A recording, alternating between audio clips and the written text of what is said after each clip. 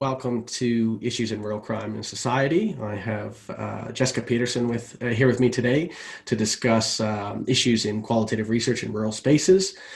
Jess, do you want to just briefly introduce yourself and tell everyone who you are? Yeah, my name's Jessica Peterson. I am currently an assistant professor at the University of Nebraska at Kearney here in Nebraska. And my research, or my dissertation research, which I have been finishing up and been in that process for a little bit here, focuses on rural policing. Specifically, I looked at rural Texas law enforcement and the sorts of informal things that they do to handle youth offenders, and how that rural context affects their decision making. So most of my research interests focus on policing broadly, and then more recently I'm very interested in rural communities and crime that takes place in those places. Awesome. I know this is about qualitative research methods in rural spaces, but can we talk a little bit about that work? Is there any rural element to your dissertation and your work there in Texas? Yeah, so I spent about 4 months in rural East Texas. I did ride-alongs with officers that were working at both the city level and the county level. And really the goal for those ride-alongs was really just building rapport with officers, getting a feel for the communities. Some of these communities were really impoverished areas. Some of them they kind of varied in size, but there were some that were as small as, 800 people in these communities. So very small law enforcement locations, lack of resources and funding in a lot of these places. So it was kind of for me to get a feel of the land, and really just get to know these officers. And then my ultimate research goal was to do interviews with them. So it also kind of helped me build trust. that interview. Mm-hmm. Yeah. Did you do some ethnography as well as part of that? Were you able to kind of incorporate those experiences into your work, or was it more just about kind of trying to enter the field, I guess, and gain access to these individuals? Yeah, for this project, for my dissertation, it was more about gaining access, because that's an important topic, I feel like, in doing qualitative rural research. Yeah. So that's primarily for this project. That's what it was for. It was rapport building. It was gaining access. It was more informal observation on my part, not any kind of formal ethnographic work. All right. How ride-alongs, eh? It's a shame here. I don't want to speak Australia broad because I don't know the regulations Australia-wide, but I know in Victoria, New South Wales, it's not normative here for citizens to have ride-alongs or even researchers. My understanding, talking with Alistair, is that there's a great deal of, even when he was in politics, a great deal of approval needed for these kinds of things. Back home, every time I get home, I go on a ride along just for the experience and just for the learning and just for the observations and just to kind of re-immerse myself in, I guess, what I'd call reality of what it's like for police and what policing is like, particularly in my local neighborhood back home. How did you find these experiences?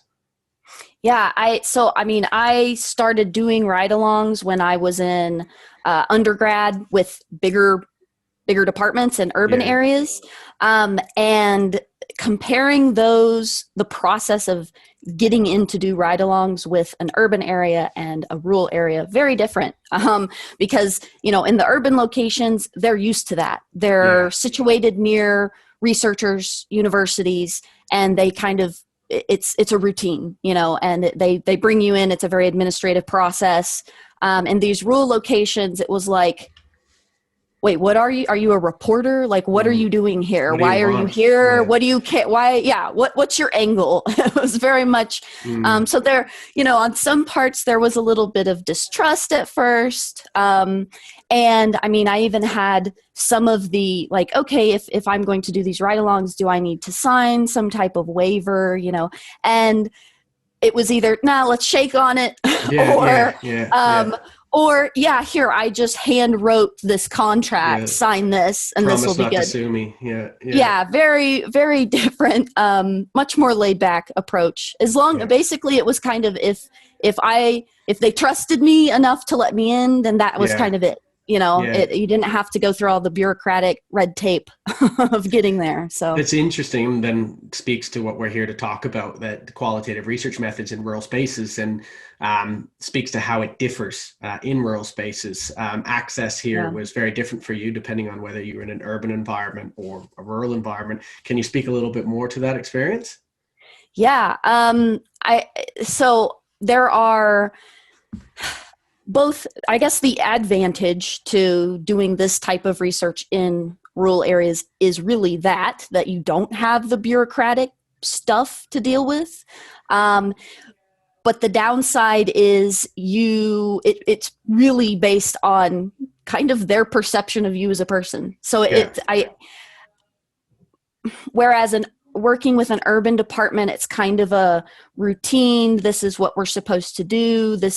We're willing to work with you because this is an understood partnership. Yeah. In rural spaces, it's more about, if we like you, if we don't think you're here to just try to do something negative, make us look bad, or, you have some kind of bad intentions for being here. As long as you kind of establish your reputation, it's an easier process. It's just that part can be difficult, right? And I'm an outsider. Almost like the urban is paperwork based, and the rural is trust based. Yeah. Yes, very much so. Very much so. Did you have any experience with the broader dynamics of policing in the United States interfering in that trust relationship? That is, given the last couple of years and obviously the decades and issues that have arose, did you notice a more hesitance and that trust gap being larger? Like you already alluded to, what are you here for? Kind of, are you here to make us look bad? Do you find that elevated concerns?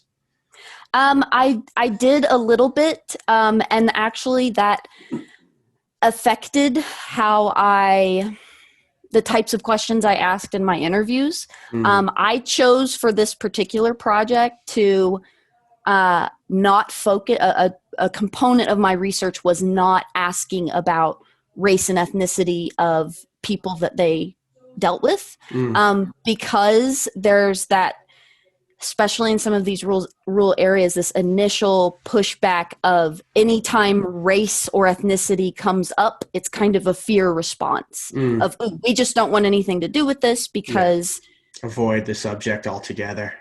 Yeah. So that was kind of interesting. And yeah, I mean, it was, you had mentioned something that that had triggered something in my mind, but it's kind of escaped me at the moment.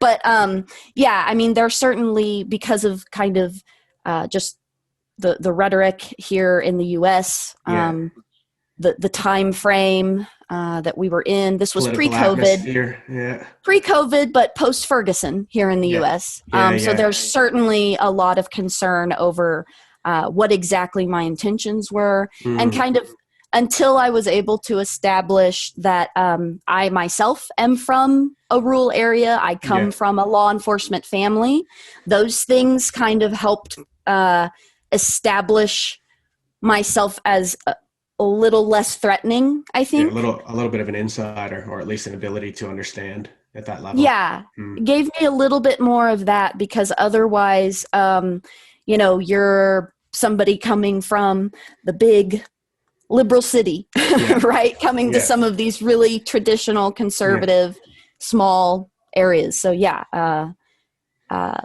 big difference there. It's interesting, and I wonder, and it sounds like it could be a barrier to try to get at a lot of these underlying issues, in the sense that if the kind of hackles go up right away, not necessarily out of fear of engaging with the subject matter, but fear of the consequences of engaging with that subject matter, I imagine it can shape the type of research that one is able to do then in this particular environments as well. Yeah. And like I said, since this was my dissertation research, I chose purposefully to just focus on, let them tell me the things that were important to them. Yeah. Certainly, I think that it's definitely worth exploring racial and ethnic differences and how that plays in as well. But I decided that would be something I would pursue in kind of a future endeavors. It was to not jeopardize my rapport and things like that with them, just to navigate. Getting that experience. Yeah, that's really interesting, and speaks to kind of navigating your environment and qualitative research and the ins and outs of engaging with your participants and building rapport and things like that. Yeah, and through that kind of rapport building, I mean, it's interesting because I mentioned your reputation is important. There were departments that by the time I got to some of the officers in those departments, they had heard of me already, not from people in their department, but from officers in neighboring communities who knew about this researcher coming around. And we're like, oh yeah, I talked to officer in such and such county, next door, and he told me about you, or something, so it's like, ooh, what you do travels. Quickly. And I found that experience very much myself. It's like, I guess typically here it's very different because of the way the police forces are structured, but working with I guess more centralized, urbanized police, it's like, the bureaucracy is what allows or prevents you from undertaking a certain type of research. Whereas in the rural spaces, especially speaking with Alistair about this, it's very much gatekeeper specific, almost like when you'd work with traditional subcultures or crime subcultures or things like that, that have primary gatekeepers. And for us, I found was building rapport with specific gatekeepers, the head of the police union or, the head of a particular team or something like that. And then word travels that, okay, this person's okay. They want to, address crime in rural communities and they're not going to hurt us, I guess, so to speak, which again speaks back to, I think something that's really interesting, and I'm sure it has been explored in the literature, is how participants then reshape the research back, in that you avoid certain things, and then by doing so, kind of, I guess, could sell certain aspects of the research short, but otherwise you would not be able to get that access. And then hopefully over time, through building that rapport,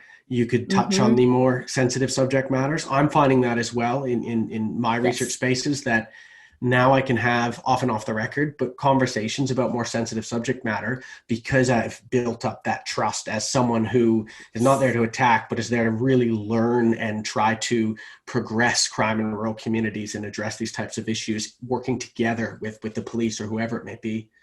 Exactly. And from a research perspective, it's a give and take. I mean, it's like how much do I know I want to get this information. That means that in order to kind of build that rapport and trust first, I might have to hold back on certain things. And so it's kind of a trade-off sometimes. But I think what you're saying is very true, that once you kind of continue to build that relationship, it opens up some of the things that you can then ask about, because you've already been vetted as okay or not here to learn and work with practitioners, not just to smear them all over whatever, a newspaper or something. Initiatives. This speaks to, I guess, kind of aspects of embodiment and culture and all these types of things, and how they play into I guess the presentation of self in qualitative research spaces. in another life, I on weekends do research into issues on steroids and enhancement drugs and things like that. Just something I've always been interested in, and I publish in that area and do research in there. And one paper that we wrote together with 6 colleagues was a paper for a qualitative journal that's still going through the review process, of course, from a very long time now. But what it did was we all had done research with steroid users as well as steroid traffickers, so people selling steroids and things like that illegally. But we were all very different, particularly in ethnicity, in body composition, in attitudes, in culture. So there's a Dutch researcher, a Danish researcher, there was an African-American, Caucasian, there was female, male, there was people with athletic physiques and people with not so much athletic physiques, people who grew up in the sporting environment and knew a lot about bodybuilding, and people who were clearly, researchers and read a lot of books. And what was really interesting, one of the outcomes of this is that we were all successful in engaging our participants and getting data, but we all kind of navigated spaces in very different ways based on those characteristics. And so I wonder how these kinds of dynamics apply to rural spaces as well, particularly when that notion of outsiders is so important and established. Yeah, I think that one of the things that I kind of came to understand was on the outset, some of those things that you're talking about, those things that might automatically make you an insider or outsider, there are some that are visible and there are some that are very much not visible.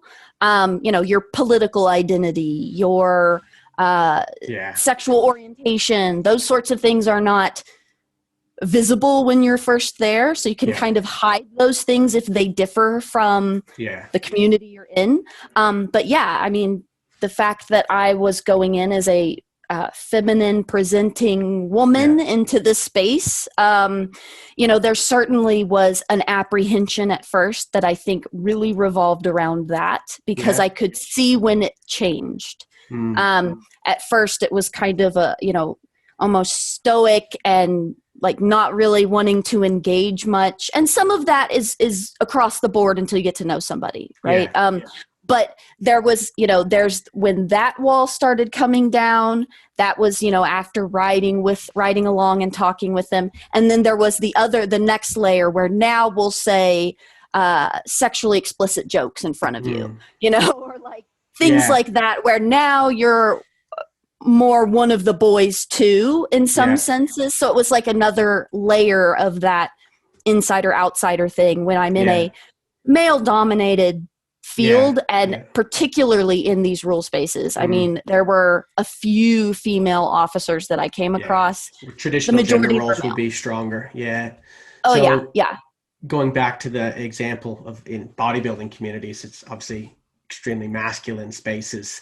And speaking with particularly one of the female researchers who was very deeply embedded, particularly in the trafficking areas and things like that, it was very difficult to be taken seriously. And a lot of it required participatory action, that is bodybuilding themselves and showing that they had high levels of knowledge around supplements or steroids or anything like that before they would take it seriously. And even then, there was a lot of sexual advances and a lot of engagement with the research for other purposes. The person gave one story, for instance, of where they were at an actual event doing some ethnography, invited by people, and they had a young child with them, and they just basically gave her the child for the day. You know what I mean? Out of an expectation like that. So it's very interesting reading that individual's experiences navigating such a highly masculine environment. At the same time, though, they reflected on the capacity for femininity in those spaces to actually work to their advantage and actually to gain access, because there wasn't that kind of macho competition. And, the trust access and levels it was just so fascinating to hear that. And so I imagine, again, these dynamics play as well into, policing subcultures or in rural spaces more generally. Certainly. And it was interesting because I've talked about how on the outset, there can be some disadvantage, or I'd say there's extra layers to get through being a female researcher entering that space. But on the other hand, when I'm doing one-on-one interviews, I don't know this, but some of the officers would share things that were way more, they were opening up emotionally much more than they ever did, even if it was just me and their friend, another male officer who was a friend, that it was more joking around and less kind of that emotional openness. I perhaps that can be advantageous in that sort of situation where they're more willing to, when we're talking about kids, for example, too. We're talking about juveniles and how they're kind of feel parental towards these kids, and they're willing to share that with me. But you wouldn't talk about that, amongst a group of 8 other folks or something. Yeah. Exactly. Yeah. So very, interesting. Yeah. Yes. Well, just talking about some of the challenges, if we can move on to that in qualitative, although I think thus far it's been a lot about challenges, particularly about identifying rural spaces. How does one go about identifying what a rural space is and how to, engage and enter these spaces? So we could probably talk forever just on that. I think it kind of feels like we talk about how rural spaces are not just boiled down to their population, but it kind of feels like we always have to start there in defining it for our research, right? Because it kind of we have to start somehow around including population in our definition. So I, kind of started with standards when I was doing standards based on, the U.S. Census Bureau here. But I also kind of like that, kind of similar to a U.S. Supreme Court's understanding of pornography, that I know it when I see it approach. Yeah. I think Ralph Weishaupt said that, didn't he? Yeah. All of, and it still is the best. I use that quote in my Crim 190 Crime in Rural Communities class. What is rural? You know it when you see it. Yeah. You know it when you see it. Yeah. Yes.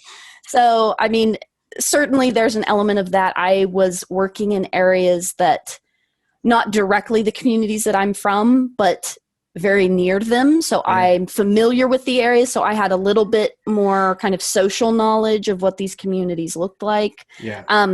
To me, one of the most important elements kind of comes down to that social density, right? The social networks and connectedness between the residents, but that also includes law enforcement. That includes other criminal justice actors. They knew the people who worked in the school. They knew everybody who worked at the juvenile probation office. They all know one another. It's all like a big work group in one community, and they network Barclay with has talked a lot about that, and that dynamic of, being community member and police officer at the same time, and how those roles don't differentiate.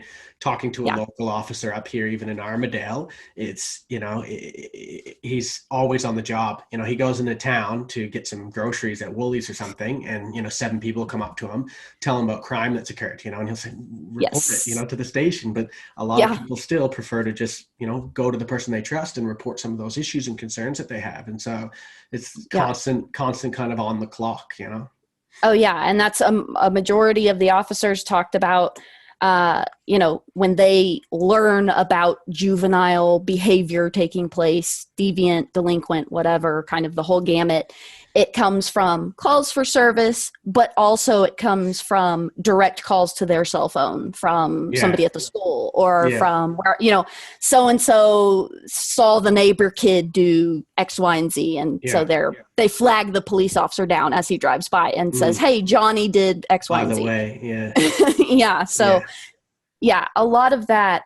But kind of beyond the, when we're talking about the challenges to conducting rural research here, once you kind of identify the areas that you're going to approach, I don't think that there's enough said about the physical and emotional fatigue that goes into qualitative research in these areas, because I put like 10,000 miles on my car in 4 months driving to and from all these communities, because I was going there every day, Monday through Friday, going to these different communities. And, it's something that I don't think you put much thought into if you're working with an urban department that's, 2 blocks down. Yeah. Very different than when you're making these long trips all day, every day, maybe only to do one interview that lasts 30 minutes. Yeah. Like it can be.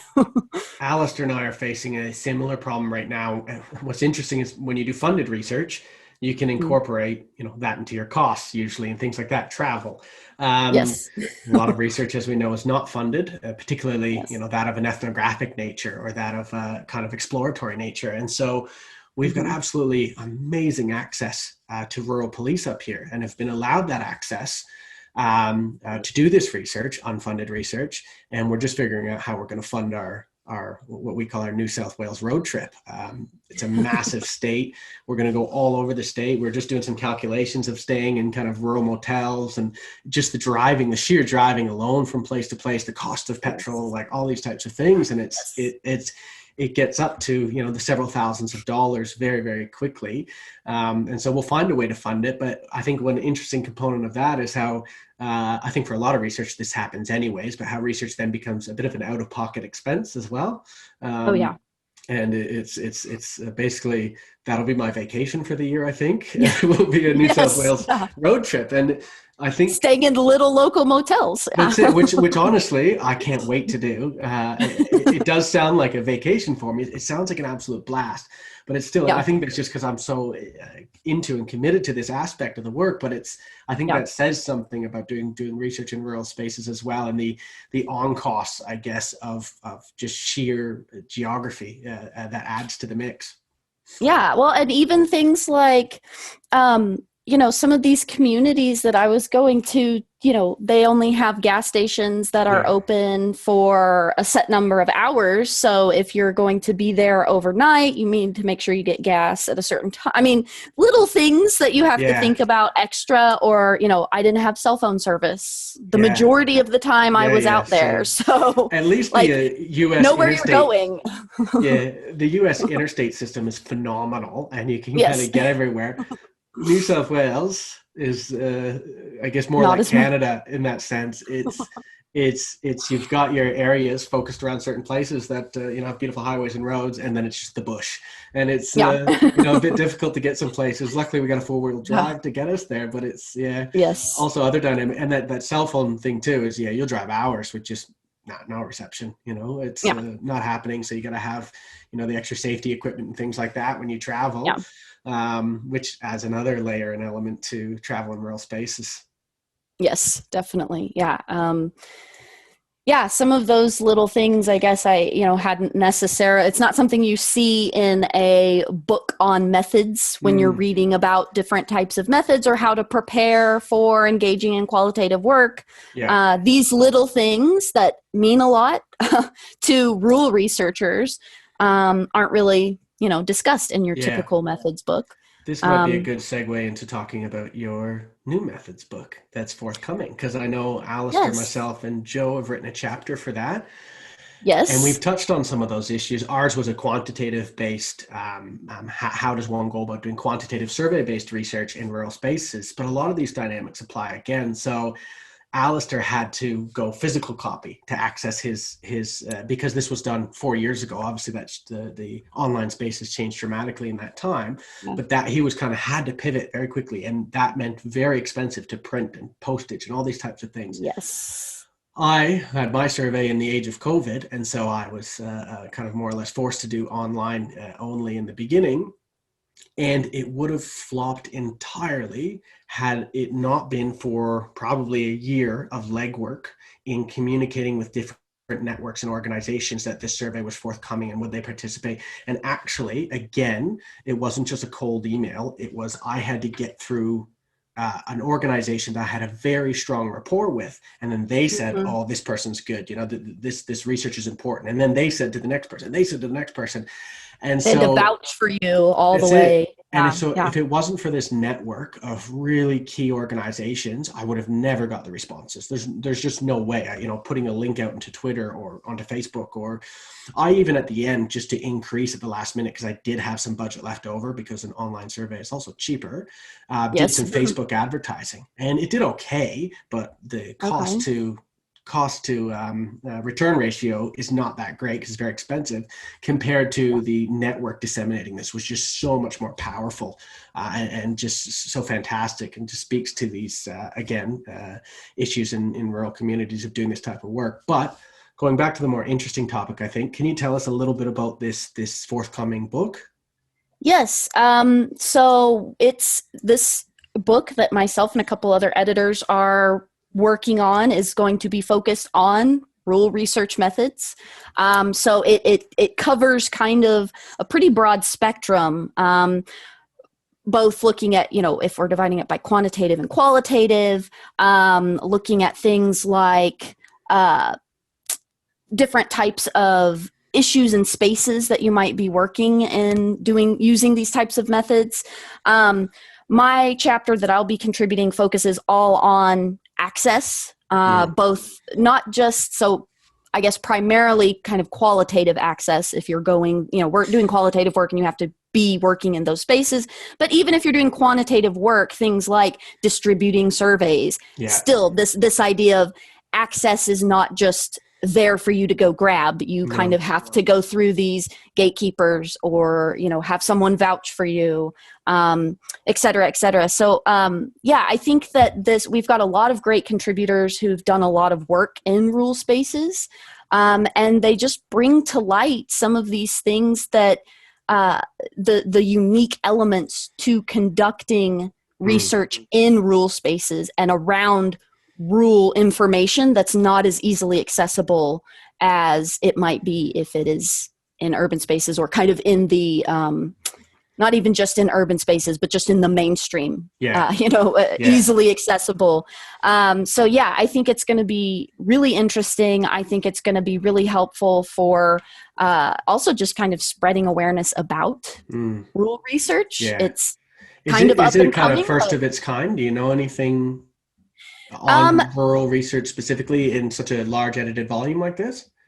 Not to this extent, no. I mean, this, certainly individuals who work in the rural space obviously will talk about, will have talked about this sort of thing.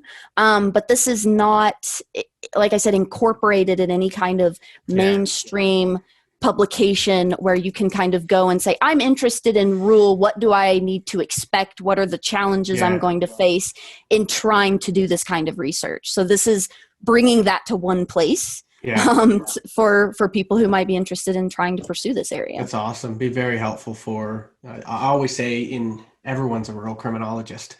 And what that means is that there's so many topics that are, generalized, for instance, drug use, that can then be, a lens of rural can be applied to that issue. And I've seen, many people who are part of the Center for Rural Criminology wouldn't identify as rural criminologists, but they've done some element of rural crime research. And so these kind of books will be absolutely amazing for people looking to bridge into rural spaces, as well as for students and graduate students looking to do this type of research.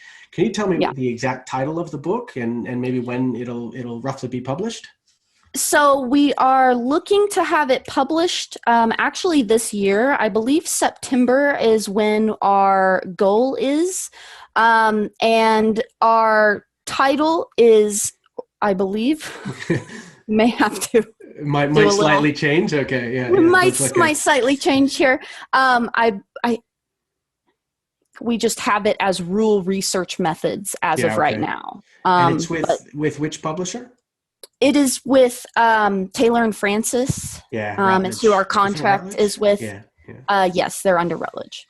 Right on. That's fantastic. Do you guys have a cover yet? Because I could pop it up on the screen. We do not have a cover yet. All right. If you give me some more information when I do publish this video, I can put it under. Perfect. I'm sure people will be really fascinated to follow. Once the actual book comes out, I could even put the link there. And I think that'd be great. Interesting for people. Yes. One thing I'd like to go to is you touched on it, and that is the kind of emotional element involved in this type of research. Can you speak to a little bit about what you mean by that? Yeah. I think both the emotional element involves both fatigue as well as what I believe are the advantages and positives of conducting this type of research.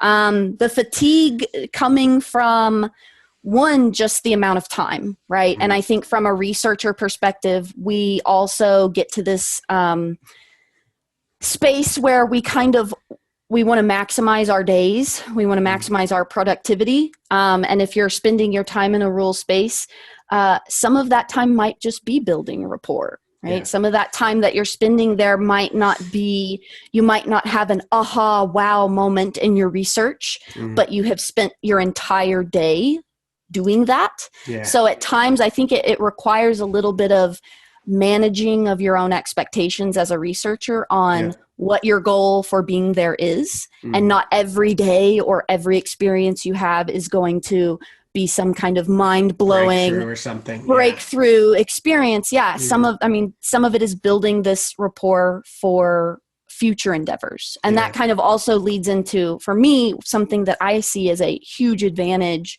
to conducting research, qualitative research in these spaces, is once you are in these networks, it opens up so many opportunities for you. The partnerships, they're amazing, and you can go back to them. And if you've been kind of vouched for, those opportunities expand. And for me, being someone who's, from a rural space, someone who's very interested in doing research that gives a voice to people that I don't feel have much of a voice, this is a prime area for that. We know that rural individuals are not always included in some of the mainstream literature. I can definitely align with that view. I've never done work. A lot of my previous work was very theoretical and abstract, and I enjoyed the thought exercises, but I always felt I was missing something. And I've never done work that I've felt so kind of emotionally committed to and actually so happy about. And I think a lot of that has to do with the situation in New South Wales, farmers facing, drought, and now bushfires, and now flooding, and mental health issues associated with all that. And it's just, some of the best parts of that was the survey. Obviously, I had to attach my office phone number to it for ethics reasons, and you wouldn't believe how many farmers rung me up just for a chat. And a few of them I'd be on the phone for hours with, and putting a voice to the statistics was very heavy at some points emotionally as well. Like, hearing one farmer saying, and because a lot of people scoff too, particularly at farm crime, like, who cares, a couple cattle taken or, some machine taken, but to hear someone's anxiety around someone creeping around their shed at 3 a.m.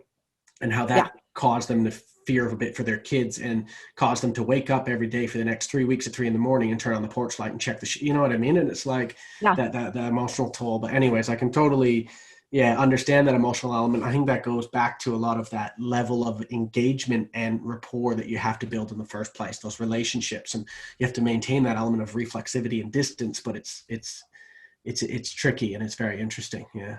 And you mentioned that having people call you up to chat, or these sorts of things. I even with from law enforcement, just when I've talked about these findings from my dissertation research and just talked about what I experienced, I have had multiple officers come up to me and say, this is stuff that, like, I've been talking or thinking about some of this, but I've never heard anyone in the research, like from a scientific, or research or university orientation, talk about us. Like, I've never heard us and our experiences represented in this way. And so it goes back to that. It feels like you are doing something that's useful. You are giving a voice to some of these people who feel themselves like they're not being represented, even if they're not engaged in academic research or literature. They still feel kind of on the outskirts. And so it's really rewarding to feel like you're doing something that people care about. Speaking of feeling unheard too, that's why we took a gamble. An 88 question survey is a huge no-no. I don't know how many times I've started a survey or something I'm interested in, like, no, this is more than 5 questions, I'm out. 88 questions is intense. And our response rate was absolutely fantastic, because we took a gamble that these people want to be heard. They want to be heard about these issues. And sure enough, their voice was loud and strong, which was fantastic. Oh yeah, some of the stories, they're like, the they just kind of wanted scribbled someone. qualitative elements of the surveys were sometimes Yeah, the most interesting. yeah, yep. Yeah. Well, one thing I definitely want to touch on a little bit further as well is that cultural element to the rural, which we've touched on in a few different ways. Mhm. And it crosses a number of domains. So obviously I have law enforcement family as well. You've got a law enforcement family. And I found that has really helped gain access to those communities because, I kind of know the lingo. I know the experience. I know the other pressures, the internal pressures and things like that they have to cope with as well as the external. Going to farming, I'm obviously not a farmer. I have no farming background. The other element of one of my issues was I'm not Australian, I'm Canadian, and we use a lot of different terminology. Even if I knew that terminology around farming, it was probably different. And so I very much was a cultural outsider.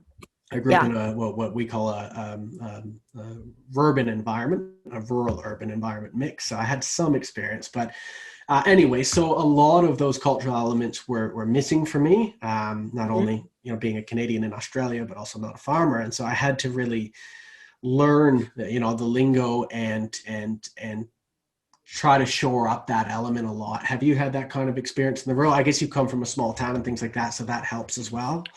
Yeah, and it's interesting because if you have some of those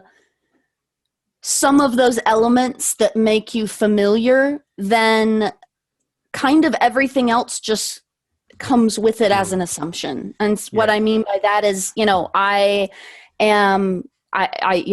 certainly used the fact that, I'm from these areas. I'm used to this. As a kid, I explored some of these areas because I'm from this place. And having those similar childhood experiences, similar understandings about what it's like to grow up in a rural community, having law enforcement, being part of law enforcement family, all of that really helped me establish rapport. But beyond that, things that would differentiate me, culturally speaking, from some of these individuals never came up because those two elements were so strong. It just kind of all the other elements just faded. It was just it was assumed that I held the same political beliefs and that I held the same religious beliefs, and it was just never questioned because I fit those other cultural elements. Surely if you were a law enforcement family from a small community, your religious and political beliefs would align. Yes. So in a way it was, I didn't have to even explore any of that. It was kind of just, I'm accepted. That's what I was actually going to try to get this into as well. One of the biggest clear indicators, whether it be with Trump, but as well as my research in Canada, is that divide between the urban and rural on a political and values level is dramatically increasing. And what this means for crime and punishment is also very interesting. And so I think often about how does that align then with, I think academics who, the research is well established, are overwhelmingly kind of liberal or progressive in their orientations. And that particularly as political divisions become so salient, especially in the United States, how that will then enter into trying to progress research in traditional areas or areas that may have very different political outlooks.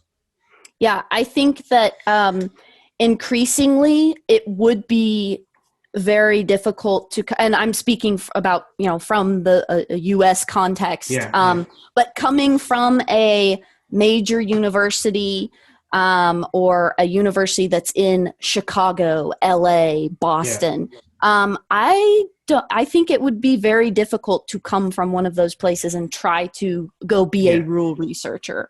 I'm in rural Nebraska, I'm from these areas, those sorts of things. I think, again, those assumptions come along with that. I mean, there were multiple times that assumptions were made. I mean, I had an officer say like, "Oh, I'm so glad to see a good conservative Christian girl going into to teach in academia." I'm like, I never said any of that. It was just an assumption made based on me being from this area. So if that, that is the outlook, if I had come from Berkeley, California, I don't think that I would have necessarily been able to. You would have been quickly prejudged on your political views. Yeah. Yes, because this idea of urban encroachment and especially politically speaking, and that, the way that urban police and the way that urban communities view law enforcement is separate from us. Our community likes us here, so very different We're ideas. tight-knit. We're back to those social dynamics again. I find though it's a bit of a two-way street in that obviously conservative views, I think, are much less prevalent in academic circles. I think there's certain pushes to ignore or push those to the margins because of that increasing divide. Like, if you're a conservative, I don't want to talk to you kind of thing. That seems to be increasing. And what jeopardy, kind of that has on a growing divide between the rural and urban when we need to talk to the rural, and therefore, I don't know the words to use here, but respect an individual's identity and respect. I know this is a bit of a taboo kind of line these days, but viewpoint diversity, that is understanding that people have different opinions and views, and that those can be valuable in understanding social dynamics in rural communities, crime outcomes, responses to crimes, and things like that. Well, and related to that, I think some individuals felt comfortable because of that divide, that I was still from kind of an academic background. They felt comfortable sharing with me things like, I actually don't care about things like, if somebody's, for example, keep in mind, the communities I'm in, I don't actually care if somebody's Muslim, for example, sharing something like that with me, or like, I don't really care if people are gay, like those kinds of things. It was almost like, I can actually tell you these things, that I'm not, completely, all of my views don't align with one ideal. I have different thoughts about different social issues, and I feel more comfortable sharing that with you because you're not in my community. No. So there was some of that too. But it also exposes the kind of silliness of that dichotomy too, of polarization of political views. People aren't, Democrats or Republicans. Usually there are some, especially they're the loudest on Twitter, I think. But generally people are fairly nuanced. And I guess if you get to that level of access, you can start to discover and explore some of those nuances, especially when it's separate from a subculture that demands or requires specific presentations of individuals. Yes, very much so. And I think that especially for rural communities, when we do have these assumptions and stereotypes about all rural areas and all residents who live there, this gives going back to that, giving a voice to them, but not just allowing their voice to be heard, but showing that there is diversity in opinion, and it's not just a single monolithic culture there. There are differences. People have different opinions and ideas there too. Exactly. And having space for other opinions is so important, so that we can have those conversations, to progress debate and discussion, and hopefully towards more positive ends, I think. Yes. Yep. Speaking of kind of access and things like that, it's also, I've been very lucky. You talked about the location of universities, and UNE is, I couldn't believe they had a university so far out in the rural, and I absolutely love it. But I'm also very lucky at the kind of groundwork that was laid before, in that, because of people like Elaine Barclay or Carrie Carrington or Russell Hogg, John Scott, those types of people that were at UNE, that laid the foundation of UNE as a place for rural work and rural research. It's that there's actually a positive element of credibility associated with that also engenders some access and things like that. So I find that kind of aligns with your point there of it'd be very difficult for someone from UC Berkeley or something like that, just because of the automatic assumptions that would be made. And that's one thing that I like about my institution, I mean, for the area, we kind of are the big city for it's very rural out in Nebraska here. Armadale but is the center of New England, so yeah, so but we do have a lot of those kind of working partnerships that extend out to the smaller communities, which kind of establishes us as a safe university to work with. So it's great being a part of something like that if you're doing rural research. I think the last few things we want to cover is these elements. You did touch on them, but the importance of this type of research for the purpose of giving a voice to individuals that I think are experiencing a lot of stress and a lot of issues and a lot of problems in addition to crime, and giving a voice to these people and allowing them to be heard through our research. Can you speak a little bit to that? Yeah, just kind of along the lines of, I mean, for me, it aligns with the rewards in this type of work. I think that career-wise, this is an expanding field that's finally starting to get some attention.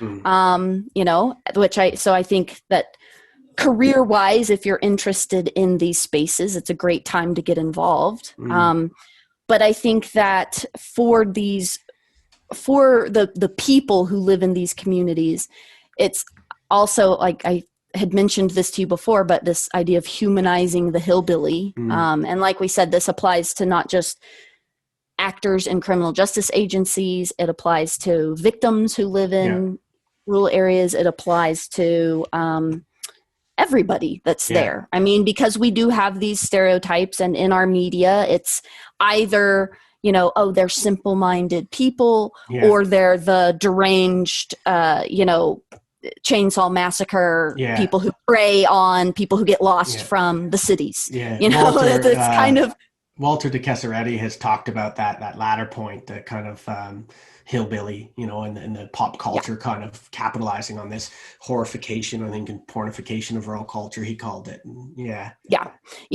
And so not only working with these individuals, do you start to see the complexities of these people and can apply that or attribute that meaning to some of the data we see. But also, I think it's the more we get this type of research out into the mainstream, it will maybe, hopefully, the goal is for it to speak to those stereotypes. And again, just add that human element to these communities so that they're not in a polarized society seen as one kind of, stuck in one category of being unintelligent or of being all one way or being creepy, going back to the horror film kind of approach. So, I think that as a researcher, it's incredibly rewarding to see movement towards trying to change those sorts of things. Yeah. I know the United States is absolutely massive, so maybe you can just talk about Nebraska, Texas, or elsewhere, Indiana, and things like that. But one thing that I found very shocking coming to Australia is actually the level of I guess, cultural resonance and importance that farmers and farming has here. And I think that's a historical thing with Australia. But the plight of farmers and the concerns of farmers, no doubt access to services and things like that, yes, of course, are abysmal in rural places and they still have all the problems. But at that kind of level of nationalistic identity, almost, they have a very important place in Australian culture. At least that's what I see from the outside. And so, the drought, there was massive rallies around supporting farmers. These current floods, there's government policy going through to help with some alleviation. And there's just a lot of, I guess, the kind of cultural ethos of the farmer is very strong here. And I find that so fascinating. What's that like where you are? I think, sometimes, certainly I see a lot of that here in Nebraska. And in Texas, a lot of the areas that I was in, they're very agricultural driven. There's a lot of, some of those areas are big cattle areas where they raise cattle, then they usually kind of move on to the western part of the state to be fattened up for slaughter and things of that nature. But you have a lot of the cattle being raised in kind of the eastern part of the state where I was. But Texas in and of itself also kind of just has a pride. Its own identity. I think everybody knows that, even if you're not from Texas. Yes. And there's certainly that element that distinguishes Texas, I think, a little bit more, because it's just being a Texas sheriff is such a badge beyond the badge. Like, it is a badge of honor in and of itself to be a Texas. It's so big even in pop culture. Yeah, and so there's certainly a difference, working in Texas versus working here in Nebraska, where it's more about a collective agriculture, collective worker, hard worker attitude. Whereas Texas, you also have the kind of snarky Texas pride, we're better than everyone else thing going on as well. But so some differences between those two areas. I certainly, as far as the type of research I want to do, I'd like to see some of those differences by replicating the research in other parts of the country, because certainly the Pacific Northwest, there are a lot of really remote areas there, but culturally quite different than rural Texas or the rural Midwest. So very, very strong state-based identities. Yes, very much so. Yeah, Australia has them as well. I haven't really discovered the nuances of them, but I think there are some pretty strong state-based identities, between like Queensland and New South Wales and things like that. But as a newbie, I'm very much just discovering them. Speaking of that cultural access and newbiness, again, going back to that survey we had, is I ensured that I piloted it to a group of farmers before releasing it. Just to ensure that the kind of cultural lingo was correct, that I was, that they used the word mustering, for instance, that they call a particular thing something. And I got corrected on a number of things. And it was such a valuable exercise in ensuring that your work is kind of culturally competent before it goes out there, because it would probably just turn them off immediately. What is this? Some American research. I always get called an American. So some American researcher is, looking for something. And so, that cultural nuances are so important. Yes. On the other hand, like we're saying, that it gives you different ways in. I think also being an outsider, not only just at the farming culture, but particularly being a Canadian, they often want to tell me about Australia or their particular part of Australia. Sometimes it's history and its experiences and farming. And so, again, some doors are a bit harder to open, but other doors then do open because of certain nuances. Yeah, again, balancing kind of that. You don't want to present as though, I already know all this. I'm here and I'm an expert. You're learning from them. You're there to learn from them as well. So a curiosity that is not competence, but curious as well. It's like a balance of those two things. Yeah. And I definitely would not be faking that, because it just would be absent. So I think the last thing we want to touch on is around partnerships generally, we've noted. And maybe you could just say a little bit of something for people who are watching this about developing those partnerships, the importance of them, and a bit of a how-to there from your experience. Yeah, so I think, You've just increased the video likes by, I think, several thousand, because your cat has made an appearance. Oh, no. Yeah, there she is. That's awesome. No, it's good. Pet appearances always help. She's jumped up in my lap a couple times, and I've tried to shove her away, but oh, that's hilarious. I think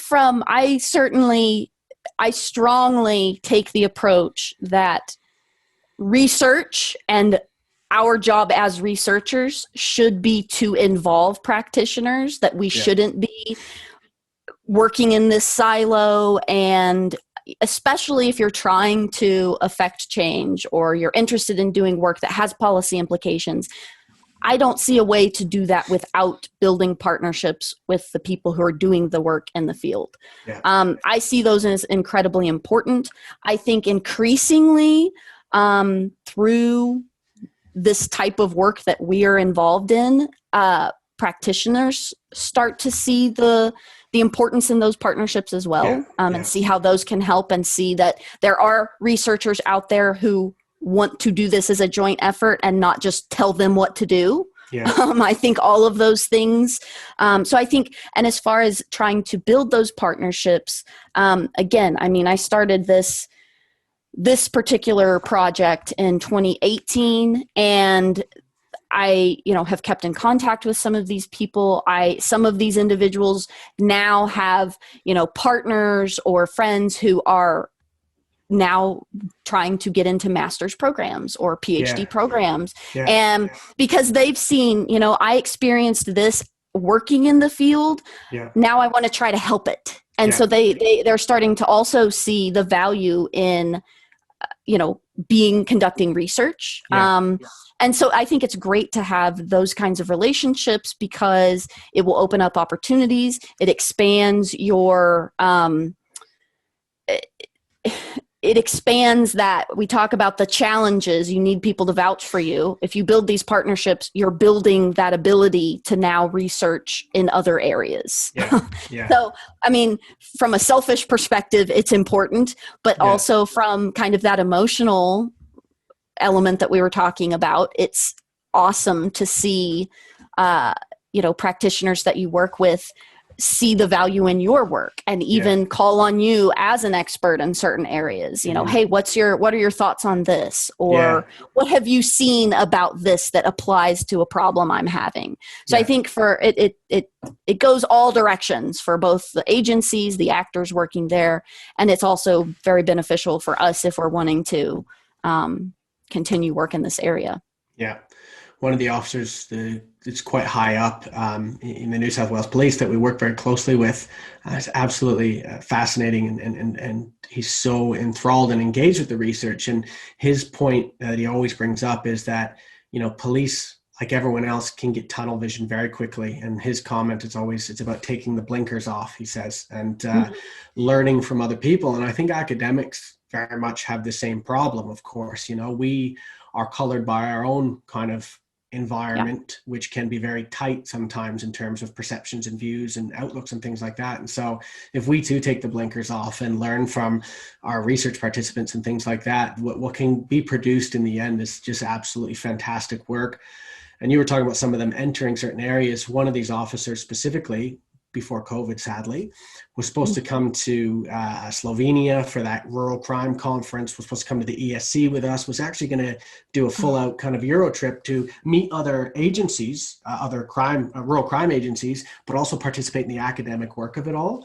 And I'm trying to encourage him to do some joint writing and things like that. And it's just been such a fascinating, rewarding experience from both parts of learning together from each other, but also trying to bring them a little bit over into the research fold, because I feel like it just would have so much amazing things to offer us. Yeah. And I love seeing, papers that are jointly written between someone with a PhD and someone who's worked in the field for X number of years. It's interesting that you said that, because another thing, learning about what is important to the practitioners that they want to see, like they want to see people come up with some kind of improved way to do X. And a lot of that I saw with officers in terms of their training, the types of training that they have available, and especially in rural areas when training might be mandated, but you don't have the funds to try to put something like that together. If they have partnerships with researchers, they can say, look, this is what we need. Can you help us with that? So finding out, by talking to them and having close relationships with them, you also can find out where you should maybe focus your efforts, being in a position that you can focus efforts there to help them. I think one of the mistakes I made early on was thinking that everything was about money, in the sense of accessing organizations for the pure purpose of having them fund research.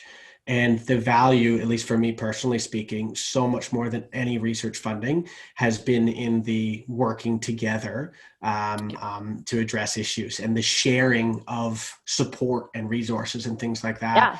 This farm crime survey that we've done is now informing a new Crime Stoppers campaign here in New South Wales. And that wouldn't have been possible if it wasn't for our strong relationship with the police, who then brought us into this Crime Stoppers campaign, and, research having a tangible output and a practical, engagement and impact.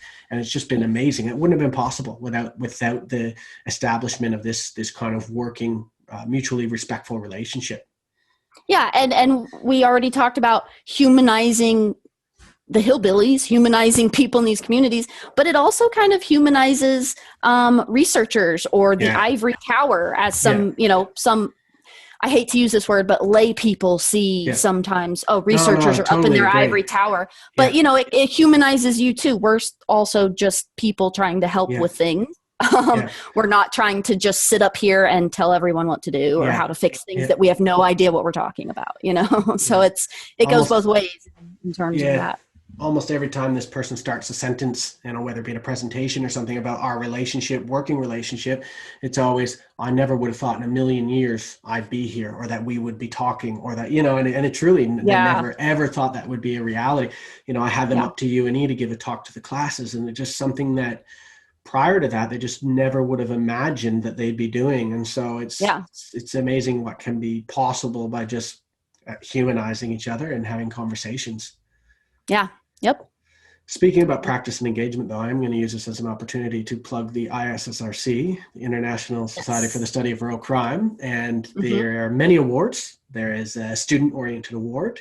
There's an early career researcher-oriented award, but there's also a practitioner award. And I think I'm really proud to be part of an organization that sees the importance of engaging with practitioners and individuals kind of trying to drive policy forward in their communities. And so if there's any practitioners watching, I highly encourage you to apply for this award, because we'd like to recognize the amazing work that you do in your communities. Yes. Also, the roundtables that ISSRC is a great way to bring practitioners to the table. That policing roundtable. Yeah, I thought the first one was great. We've got the second one coming up for North America in September of this year. But it's a great place for us as academics to learn from practitioners, and for practitioners from all over to learn from each other. So Cam was saying, like, we had people from Scotland there, and Australia, and North America, and just all over. And you had different practitioners. There's a bunch of journalists. It was really such an eclectic group to learn from each other. So the ISSRC, I think, is really meeting its mandate. And that's such a big thing in bridging kind of what we talked about for a majority of this conversation, that gap between researchers in rural communities, or researchers and police. Mm-hmm. Yep. So, is there anything else that you want to touch on or elaborate on? We've covered quite a bit. I guess, again, I'll just kind of say the Rural Research Methods book that we have coming out, I think it's going to expand on some of these things about access. And, some of the challenges and the benefits to doing research in these areas, and trying to expand our partnerships with individuals in these communities. But I think we've covered a lot of the main points. We did get a lot down, didn't we? Yeah. Well, thank you so much. It's honestly been absolutely fascinating and insightful to hear about your experiences and some of these issues in undertaking qualitative research in rural spaces. So we really appreciate you being on the Issues in Rural Crime podcast, and I hope all the viewers enjoy as well. Yes, thank you so much for having me.